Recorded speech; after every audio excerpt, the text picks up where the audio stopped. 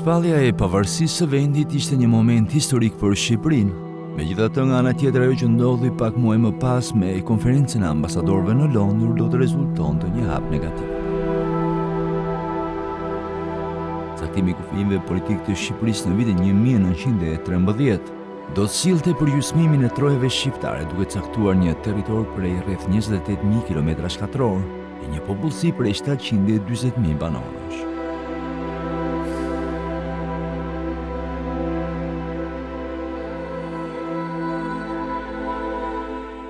Ky zhvillim do të rezultonte një moment negativ jo vetëm në aspektin njerëzor e politik, por edhe në atë ekonomik.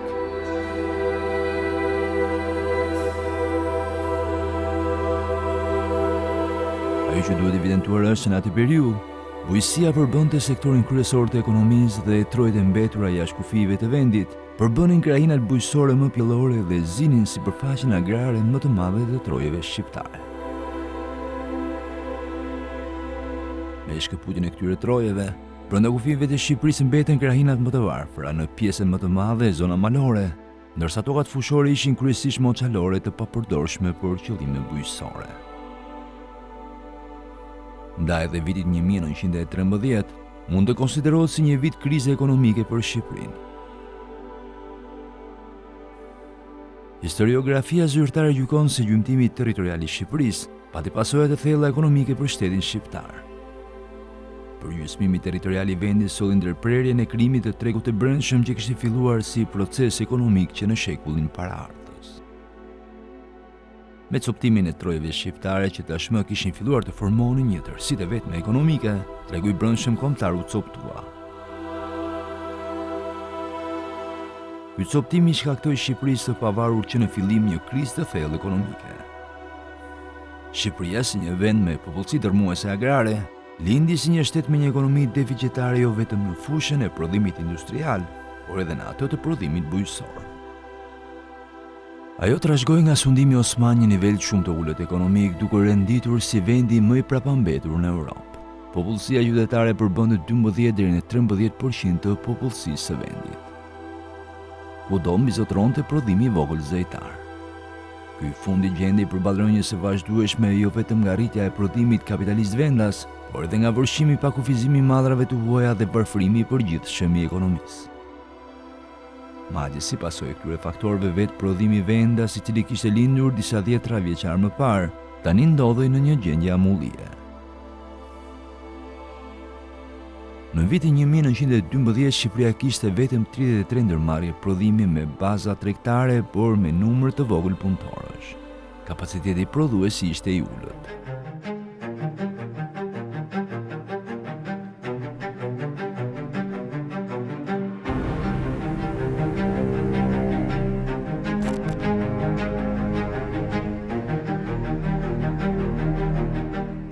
Lënia jashtë kufijve e territorëve shqiptare me ekonomi bujësore të pasur, pati pasoja të thella në fushën e tregtisë së brendshme dhe të jashtme. Me krahinat e varfëra malore që mbeten brenda kufijve shtetëror, Shqipëria e pavarur me prodhimit e saj bujësore plotësonte normalisht 59 deri në 60% të nevojave të popullatës. Kështu tani ajo detyrohet të importonte veç prodhimeve të mëparshme industriale dhe sasi të konsiderueshme prodhimesh bujësore, pa që në gjendje që t'i mbulonte me eksportet e saj. Si rrjedhoi shteti i pavarur shqiptar lindi me bilans tregtar të theksuar pasiv. Veç kësaj, me caktimin e kufijve, tregtia që kryhej përmes Bregdetit shqiptar u ndërpret thuajse përfundimisht. Në këtë mënyrë, u paksuan të fitimet valutore dhe bilanci ishte negativ dhe sa i përket pagesave. Rritja e importit gjallëroi tregtinë e brendshme, gjë që më pas solli një sër efektesh pozitive në rritjen e depërtimit të ekonomisë monetare në fshat, stabilizimin e jetës publike, zgjerimin e rrjetit të komunikacionit dhe gjallërimin e një sër tregqeve lokale duke rritur numrin e tregtarëve. Në këtë periudhë raporti ekonomik ndryshon, ku rritet masa e madrave të importuara dhe paksohen vazhdimisht madra që Shqipëria eksportonte. Një problematikë e kësaj periudhe është pronësia mbi tokën.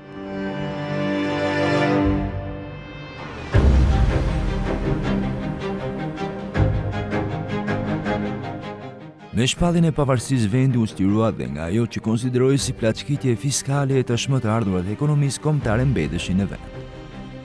Kjo vlerësohet si ishte një rrethane e favorshme për zhvillimin e industrisë, megjithatë gjykohet se ekonomia kombëtare nuk përfitoi sa duhet nga shpallja e pavarësisë. 8 vitet e para të Shqipërisë së pavarur, 1912-1920, ishin vite me mungesë stabiliteti që ka pengoi zhvillimin ekonomik të vendit.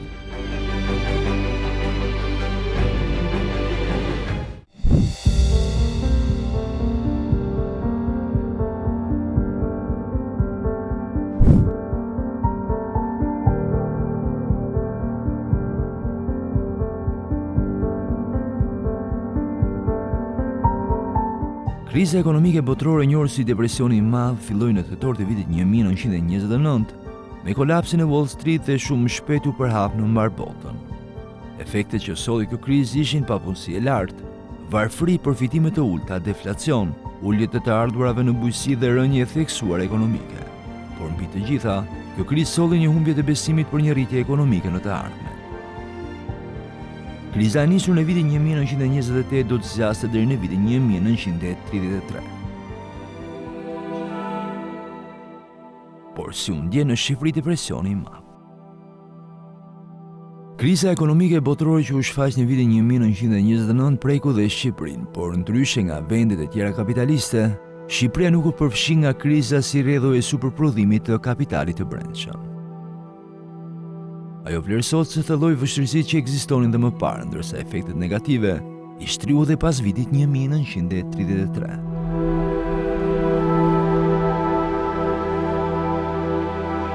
Efekti i parë që ndjeu Shqipëria nga kjo krizë ishte ai i rënjes së dërgesave të emigrantëve. Si rrjedhim, familje që jetonin nga këto dërgesa u futën në një varfëri të thellë, ndërsa bilanci i pagesave shënoi një përpjestim të madh. Vendet e tjera të prekura nga kriza për të lehtësuar veten nga kriza ekonomike ulën në minimum çmimet e madhrave duke pushtuar në këtë mënyrë tregjet e vendeve të tjera përfshirë Shqipërinë. Madhra që erdhën në Shqipëri në këtë periudhë konkurruan me lehtësi prodhimet e zejtarëve shqiptar, të cilat mbeten stok në dyqane apo shtëpi.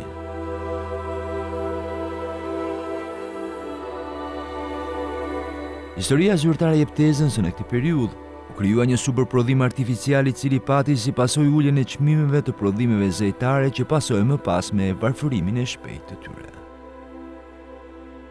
Efektet e krizës në këtë periudhë do t'i ndjente edhe arka e shtetit, ku qeveria nuk qenë në gjendje të vijonte investimet e nisura as të paguante rregullisht pagat e punonjësve të administratës publike.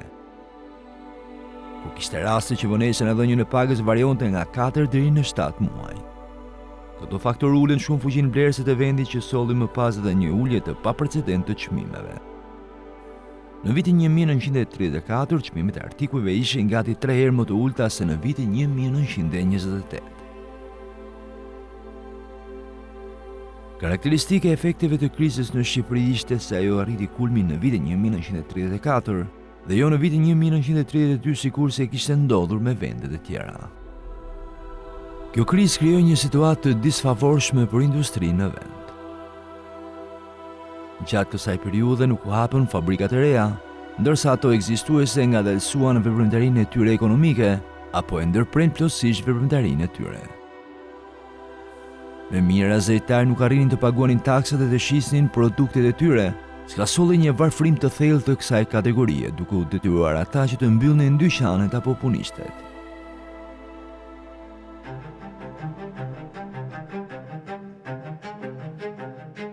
Ashtu si në vendet e tjera, efektet e krizës prodhuan papunësi të thellë. Në këtë periudhë, si rrjedhoi e krizës, një numër i madh fshatarësh të varfëruar vërshuan drejt qyteteve. Emigrantët filluan të ktheheshin në vendlindje, ndërsa emigracioni nuk shikoi më si një mundësi për punësim, s'ka solli rritjen e madhe të numrit të papunëve. Rënimi i ekonomive të vogla dhe rritja të papunëve solli si efekt zinxhir dhe rritjen e borxheve e zhvillimit të vrullshëm të fenomenit të fajteve.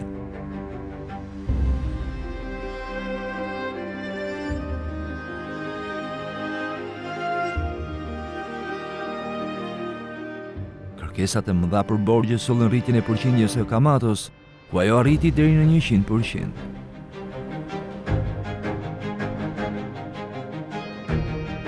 Pas vitit 1934 në Shqipëri filluan të ndjeheshin përmirësimet e para të ekonomisë. Industria në Shqipëri nisi të arrimar vetëm dhe për faktin se cikli i krizës ekonomike botërore po jepte si efekt rritjen e çmimit të mallrave. Vitet e krizës ekonomike botërore shënuan një etapë të re për historinë e vendit, pasi nevoja për investime e kapital të huaj do sillte rritjen e prezencës së kapitalit italian në Shqipëri. Deri në atë masa do shërbente dhe si motivacion zyrtar për pushtimin e vendit.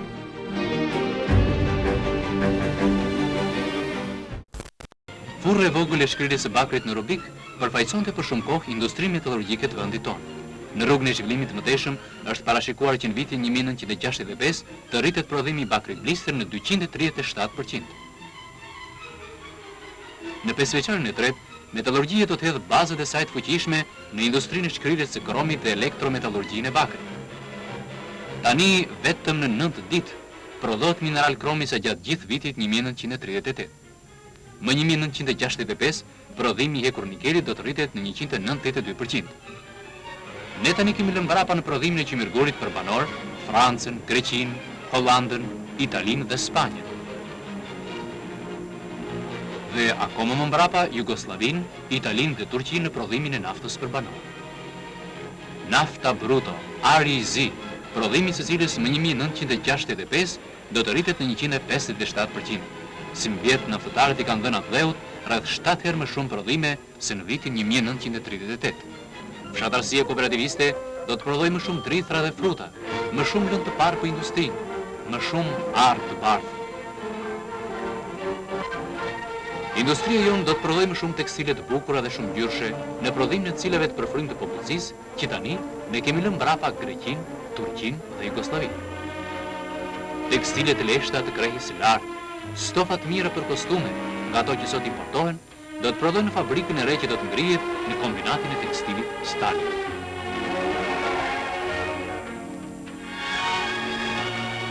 Dhe të gjitha këto bëhen për jetën e këndshme dhe të begatshme të popullit tonë.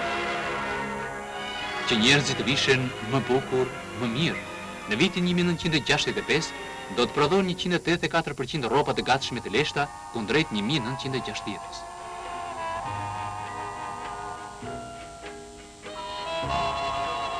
Përpara çlirimit, në përgjithësi ndërmarrjet industriale numëroheshin me gisht, kurse tani vetëm fabrikat e industrisë ushqimore numërohen me dhjetra në të 4 anët e Shqipërisë.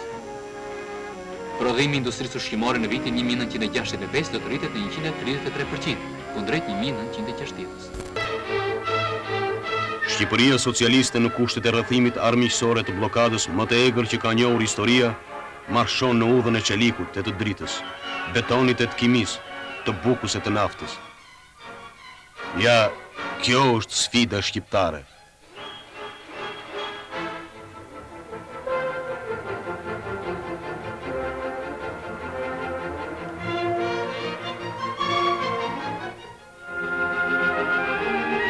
Prodhimi industrial në krahasim me paraçlirimin është rritur 125 herë. Në 2-3 ditë prodhojmë sa gjithë vendi në vitin 1938.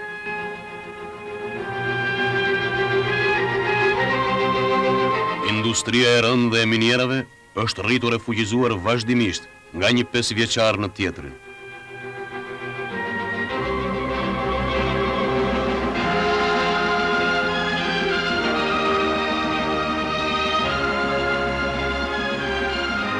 Prodhimi i qimirgurit është rritur rreth 400 herë në krahasim me paraçlirimit, bakrit 360 herë, ndërsa në prodhimin e mineralit të kromit vendi ynë zë vendin e tretë në botë dhe vendin e parë për frymë të popullsisë.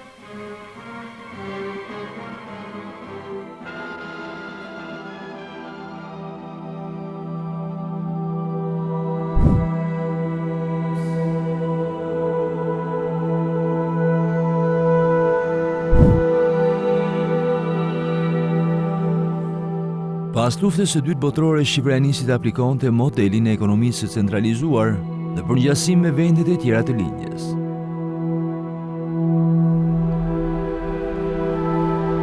Në këtë periudhë vendi merr mbështetje të konsiderueshme nga vendet aleate, fillimisht nga Jugoslavia, më pas nga Bashkimi Sovjetik dhe më pas nga Kina. Deri në vitet 70 Shqipëria një trende pozitive zhvillimi, por pas prishjes së marrëdhënieve me Kinën dhe mungesës së ndihmës nga një aleat i fuqishëm, kjo do sillte edhe degradimin e sistemit ekonomik e si rrjedhoi do të reflektojë edhe me krizë, që në fund do sillte ndryshimin e modelit ekonomik dhe politik. Pas ndërprerjes së marrëdhënieve me Kinën, ekonomia do të bazohej në burimet e brendshme duke sjellë kufizime të forta në ekonomi. Gradualisht Shqipëria nisi të marrë gjithnjë më pak ndihmë nga jashtë, duke u bazuar në burimet e brendshme, ndërsa nga ana tjetër kultivoi në publik nevoja për principin e vetëpërmbajtjes së të kursimit.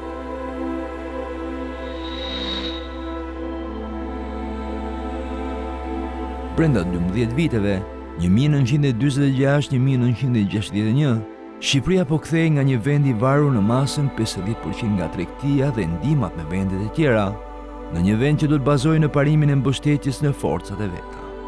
Ky shënim i Shqipërisë do të konkretizohej dhe në Kushtetutën e vitit 1976, ku përcaktohej ndalimi i ndihmës së huaj kredive dhe do të përcaktohej se ekonomia shqiptare do të bazohej vetëm në burimet e brendshme.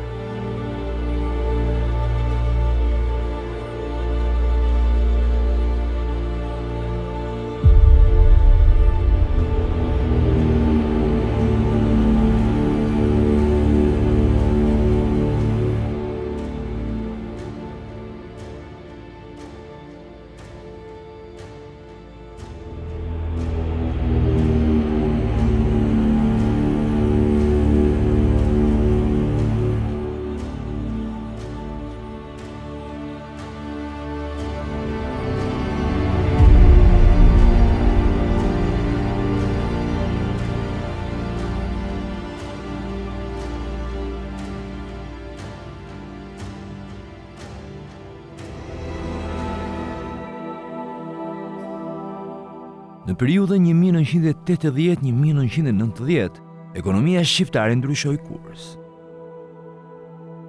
Kjo periudhë vlerësohet si një nga momentet më të vështira me të cilat është përballur ekonomia e vendit. Në këtë periudhë në Shqipëri nis një fazë re, ku përballë vështirësive apo krizës që mund të vinte, masat që u morën ishin shtrënguese.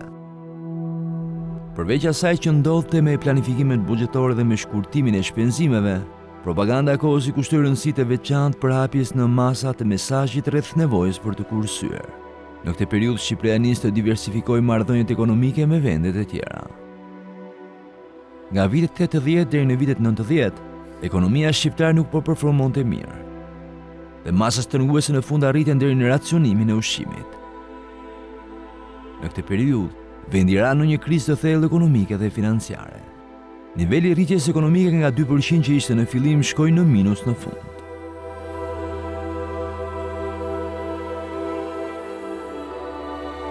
Në kushtet e mbështetjes në forcat e veta të një rendimenti të ulët në punë, të amortizimit të teknologjisë të pamundësisë për të investuar në të, dhe të mosmarrjes së kredive e ndihmave nga jashtë, vendi do të përballej me një model ekonomik që nuk mund të krahasohet me asnjë vend tjetër.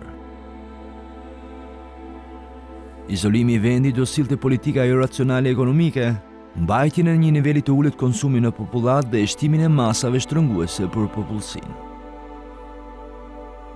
Dyqanet do të përballeshin me radhë të gjata për produkte bazë, por nga ana tjetër, prona shtetërore do të preken nga fenomenet negative si dëmtime, vjedhje apo raportime fiktive për punën e realizimit të planeve.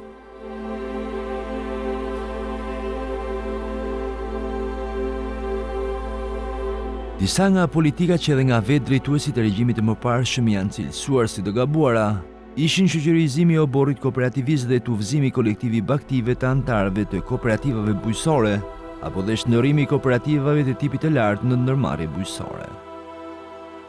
Shoqërizimi i oborrit dhe tufëzimi i aktive shndërroi fshatarin nga prodhues në konsumator, njësoj si punëtori në qytet që ka do të sillte si pasojë zhdukjen e interesimit të fermerëve për shtimin e prodhimit.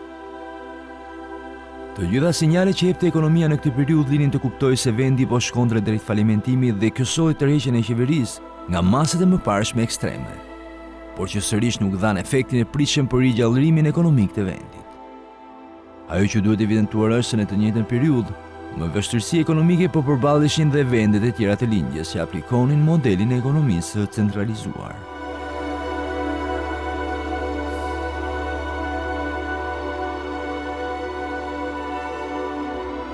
Referuar studiuesve të kësaj periudhe, modeli ekonomik hibrid që u aplikua në Shqipëri, vinte në plan të parë realizimin e planit dhe jo nevojën e tregut, duke mos arritur të plotësonte nevojat gjithnjë në rritje të popullatës.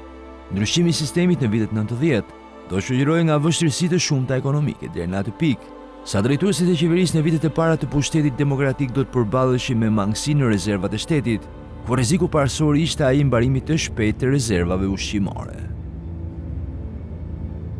Keni parasysh që për 3 muaj ky shtet duhet të funksionojë. Do me thënë, ky popull duhet të haj, duhet të ushqehet, duhet të ka përcjell dimrin, do ilaçe, do shkolla që do funksionojnë. Dhe domosdo do funksionojë një lloj aktiviteti ekonomik, sa do qoftë ky minimal. Ky qeveri re, jo vetëm që nuk ark, siç tha Preçi, ajo është për mua është një keqje që e patëm dhe ne. Edhe ne pa ark e gjetëm të vend. Por ka dhe një keqje tjetër më të madhe. Ka vetëm 6 ditë bukë.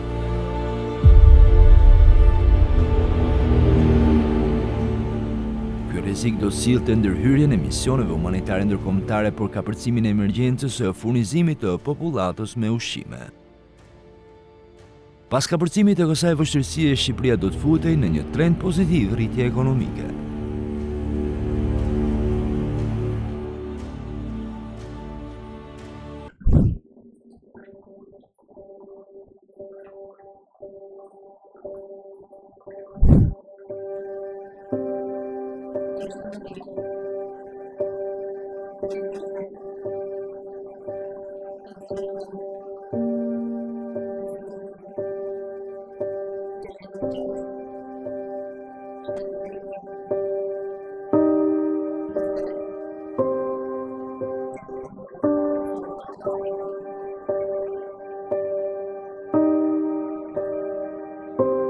Kriza e vitit 1997 mund të konsiderohet si një aksident për historinë dhe ekonominë e vendit.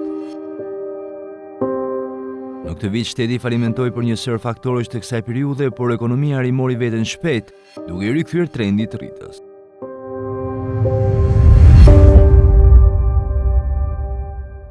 Dobësia e sistemit bankar shtetëror dhe mungesa e një sistemi bankar privat në këtë periudhë favorizoi zhvillimin e skemave piramidale. Në kushtet e një ekonomie të orientuar tërësisht drejt shërbimeve, duke pasur nivele shumë të dobta prodhimi, në Shqipëri do lulëzonin skemat Ponzi. Depozitimi i parave të shqiptarëve në këto skema piramidale do të ishte aktiviteti mbizotrues ekonomik.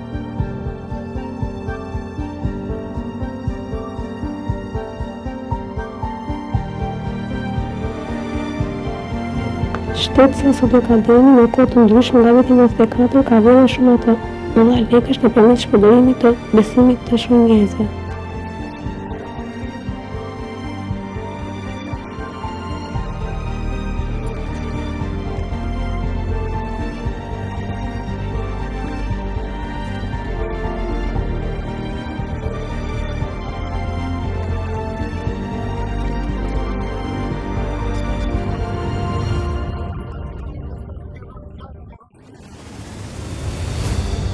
Falimentimi i 25 kompanive rentiere do shoqërohej nga tensionet e forta politike, që do sillnin dhe anarki me pasoja të rënda për jetët njerëzore, ekonominë dhe shoqërinë në tërësi. Pas vitit 1998, vendi futet në një fazë të re pasi ishte arritur pika zero nga trazirat e vitit paraardhës. Në këtë periudhë nis rindërtimi fizik dhe ligjor i institucioneve, miratohet kushtetuta e vendit, e legjislacionet bazë ekonomike duke nisur kështu fazën e re të ringritjes ekonomike. Reformat do shoqëroheshin nga ritme pozitive të rritjes ekonomike, duke u rikthyer në nivelet e para vitit 1997. Kryesisht pas vitit 2000 vendi do të njihte një proces privatizimesh të suksesshëm në sistemin bankar dhe telekomunikacion, ashtu sikurse do të rritet dhe niveli i investimeve të huaja direkte. Në këtë periudhë lokomotiva e ekonomisë do të ishte sektori i ndërtimit, që njohu një bum të madh, duke u kthyer në një sektor prioritar i mbështetur fuqimisht nga sektori bankar. Prodhimi deri në këtë kohë nuk njohu ndonjë zhvillim të konsiderueshëm me kjo mangësi, duke se vijonte të kompensohej nga dërgesat e emigrantëve.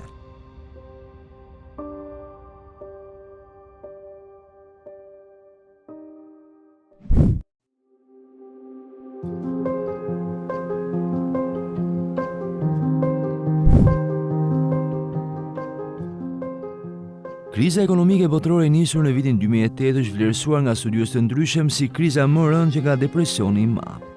Elementet e kësaj krize ishin të ngjashme me ato të viteve 20-30. Por ndryshe nga ajo krizë, kjo e këtyre viteve u konsiderua dhe si një krizë morale e sistemit kapitalist dhe e vlerave të tij. E ndërsa efektet në ekonomitë botërore të kësaj krize ishin të ngjashme me ato të mëparshmet, edhe në Shqipëri efektet e saj u ndjen ashtu si në Shqipërinë e viteve 20-30. Efekti i parë i saj do të ishte rënja e dërgesave të migrantëve, rritja e nivelit të borxhit, rënja e investimeve të huaja dhe rënja e ritmeve të rritjes ekonomike. Po ashtu u krijua një zinxhir efektesh negative që u ndjen ashtu si në vitin 20-30, si fenomeni i fajteve. Ende sot ekonomia shqiptare vjen të përballet me problematika serioze që vijnë si rrjedhoj efekteve të kësaj krize.